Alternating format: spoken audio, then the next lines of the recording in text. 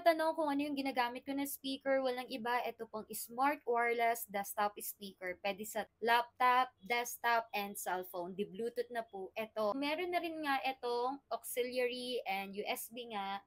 And yon dito naman yung on and off niya. Tignan niyo kapag pinatay ko po. Ayan, open natin. O, di ba? Hindi na yung maririnig nyo, the Bluetooth device. O.